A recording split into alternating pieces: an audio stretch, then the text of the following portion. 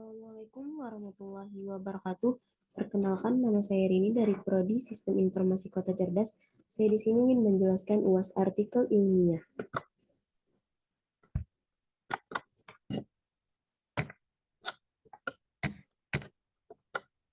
Yang pertama, judulnya yaitu On Botnet That Use DNS for Command and Control, yaitu pada botnet untuk menggunakan DNS untuk perintah dan kontrol. Kita di sini langsung saja ke bagian pendahuluan botnet. Saya jelaskan sedikit.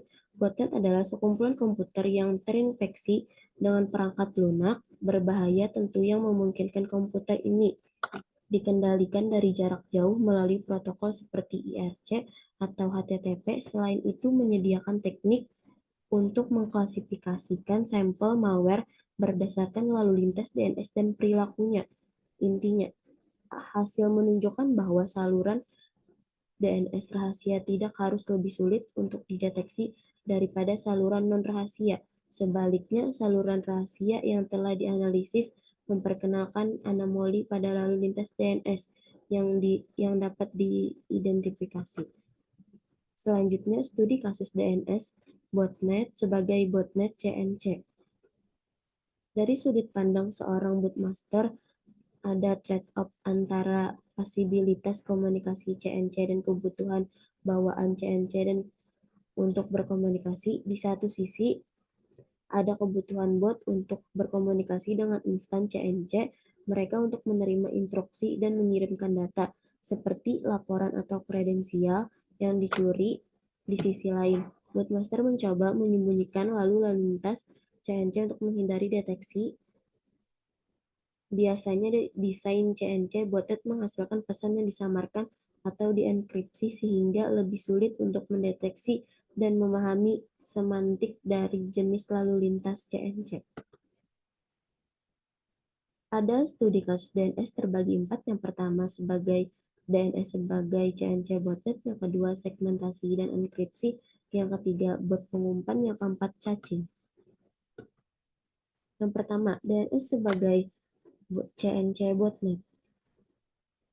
Sementara beberapa protokol lapisan aplikasi telah dianalisis oleh komunitas riset mengenai usia pengguna sebagai dasar untuk perintah dan kontrol botnet, sepengetahuan kami adalah yang pertama menganalisis secara terbuka protokol sistem nama domain sebagai platform CNC botnet DNS jika dibandingkan dengan protokol lapisan aplikasi lainnya memberikan beberapa keuntungan mengenai pengguna sebagai botnet CNC DNS belum terlihat sejauh ini. Dengan demikian, botnet yang menggunakan DNS sebagai CNC mendapat manfaat dari fakta bahwa saat ini tidak ada mekanisme deteksi yang sesuai dengan secara khusus yang pada gilirannya meningkatkan kemungkinan botnet tetap tidak terdeteksi, bahkan di lingkungan dengan akses internet yang sangat jelas, misalnya melalui firewall dan proxy. DNS biasanya merupakan salah satu dari deteksi yang diizinkan untuk lewat tanpa basa-basi lagi.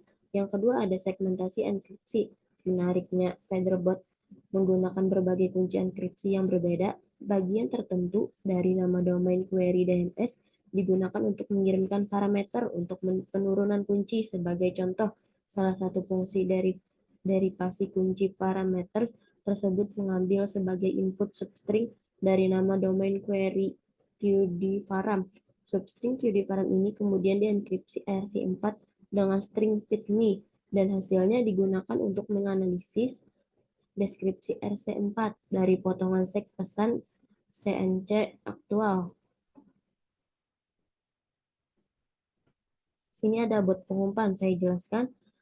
Menggunakan sintaks DNS, biasanya yang seperti digunakan untuk resolusi nama itu di bagian atas API, resolusi DNS, Windows pesan, CNC dibungkus dalam catatan sumber daya DNS TXT dan ditarik secara berkala dari kumpulan server CNC karena catatan sumber ulang TXT DNS pada awalnya dimaksudkan untuk menyimpan teks yang dapat dibaca manusia. Konten pesan Featherbot dikodekan menggunakan base 46 dengan alfabet standar. Diapit dengan tanda kutip ganda. Selanjutnya nama domain query digunakan untuk mengirimkan parameter tertentu dari bot ke server CNC parameter menurun kunci. Contohnya, struktur nama domain query diberikan pada yang menarik. Server DNS tidak berwenang untuk domain yang digunakan dalam permintaan Featherbot, dan Featherbot harus menanyakan server secara langsung. Melewati DNS konfigurasi penyelesaian pada host, menyelesaikan secara manual 7 nama domain yang terlihat dalam permintaan bot feeder secara iteratif melalui dari root DNS, yaitu tidak menanyakan server DNS CNC Featherbot menghasilkan respon. Yang ada caching selanjutnya. Caching adalah fitur implementasi DNS yang ada di mana-mana saat menggunakan DNS sebagai CNC. Penyimpanan pesan DNS merupakan masalah yang harus dihadapi. Di satu sisi, caching dapat dicegah untuk menentukan time to live. Mendeteksi botnet CNC berbasis DNS. Saat menghadapi CNC botnet jenis baru seperti bot feeder, menjadi perhatian adalah bagaimana komunikasi semacam itu dapat dideteksi. Terinspirasi oleh hasil analisis Featherbot mengembangkan fitur untuk metode klasifikasi DNS CNC. Pendekatan klasifikasi kami didasarkan pada beberapa persyaratan. Yang pertama, berasumsi bahwa saluran CNC berbasis DNS biasanya membawa informasi padat seperti data terkompresi atau terinskripsi. Yang kedua, berasumsi bahwa sampai tingkat tertentu ada aliran informasi atau hilir yang berkelanjutan, yaitu dari server CNC ke bot. Mendeteksi botnet CNC berbasis DNS terbagi 6. Yang pertama ada fitur klasifikasi, yang kedua ada fitur teori informasi, yang ketiga ada kumpulan fitur perilaku komunikasi, yang keempat ada pengelompokan lalu lintas DNS, yang kelima ada mendeteksi bot yang menggunakan CNC DNS, yang keenam ada mendeteksi CNC DNS dalam lalu lintas campuran. Yang pertama, fitur klasifikasi. Kunci metode deteksi ini adalah perbedaan tertentu antara pengguna DNS reguler dan DNS CNC yang dapat dibagi dalam dua kategori. Kategori pertama berkaitan dengan perbedaan mengenai teori informasi, sedangkan kategori kedua membahas perbedaan mengenai perilaku komunikasi. Yang kedua ada fitur teori informasi. Fitur teori informasi adalah bidang data dari semua sumber catatan respon DNS. Untuk singkatnya, unit ini disebut sebagai pesan data berikut ini. Sebagai contoh, dalam konteks Featherbot ini sesuai dengan satu potongan pesan. Pada dasarnya, data transkripsi distribusikan secara acak, tetapi keacakan tidak menyiratkan distribusi yang seragam.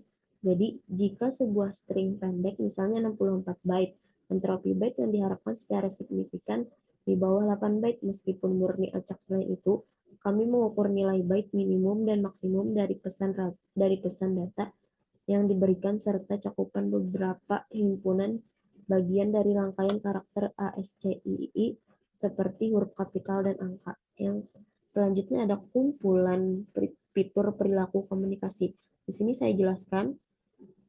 Selain itu, mengeksploitasi properti perilaku bot DNS CNC, fitur ini mengatasi fakta bahwa sejumlah informasi tertentu harus dikirim melalui saluran CNC DNS, misalnya template spam, alamat email, atau klik URL penipuan, dan bahwa saluran CNC menunjukkan tingkat kegigihan tertentu.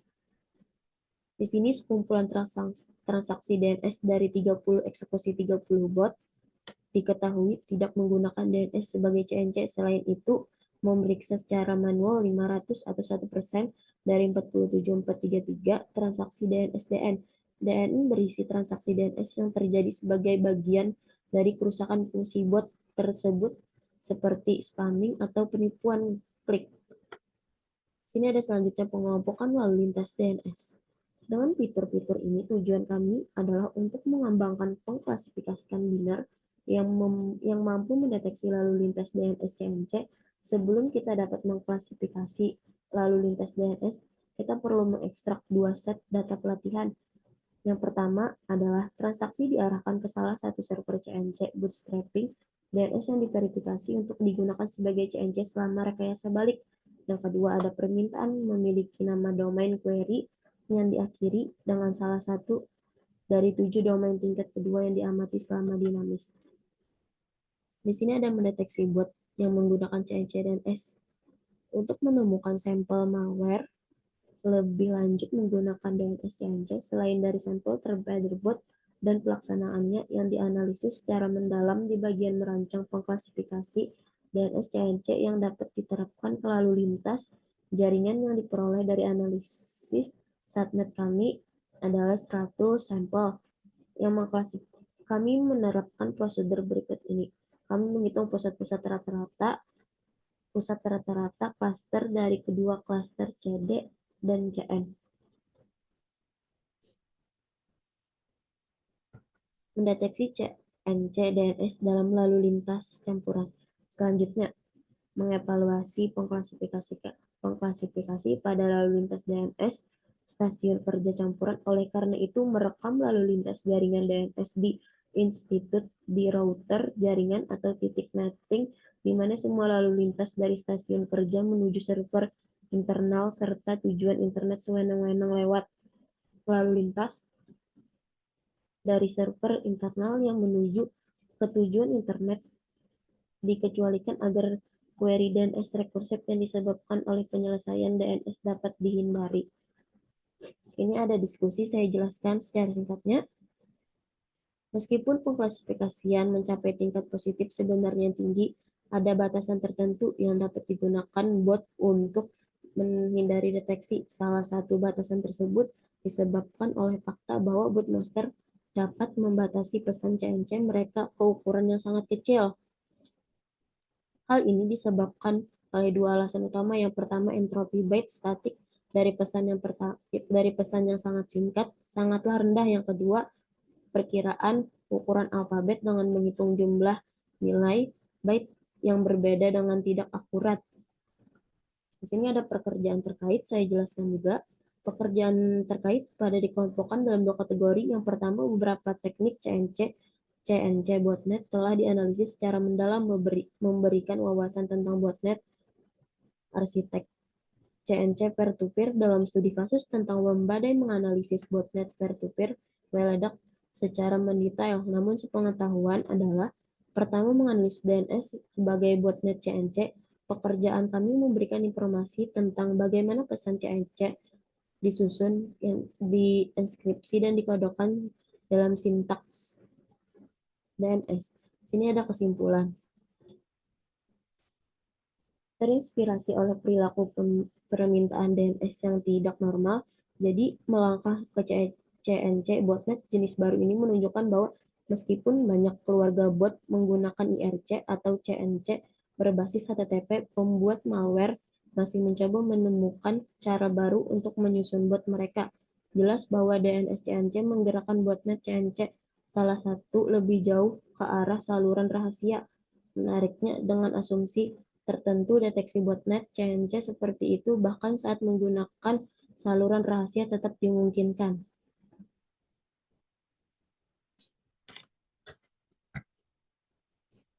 Inilah presentasi artikel pertama saya.